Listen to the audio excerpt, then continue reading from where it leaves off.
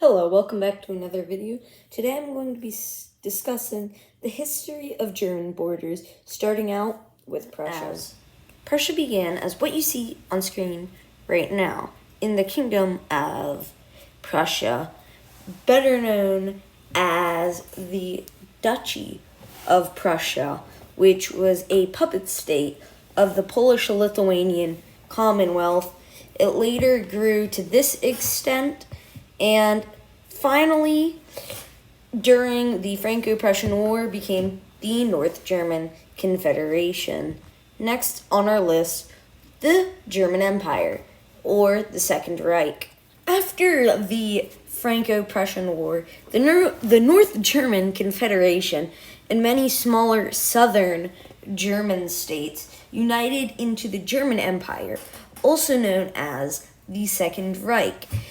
During this victory against France, they annexed the land now known as the Rhineland, which was rich in many resources. However, after their defeat in World War I, they lost many of their lands, and a region known at the time as Königsberg was then separated from the rest of the German Empire.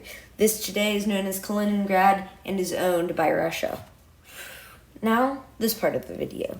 This Germany is known as Nazi Germany or the Third Reich. Everything in this tan brownish color is Nazi Germany. As you can see, the region known as East Prussia or Königsberg is separated from the rest of Germany, and they lost some lands to Denmark and lost the Rhineland to France, making this their extent, and finally, after the Second World War, losing much of their land and eventually ending up with the borders that we know today. Although I forgot to mention this in the previous clip, the Russian Empire did have multiple African colonies, one of the notable ones being German East Africa, along with a few in Eastern Asia or the Oceania region, one being German New Guinea.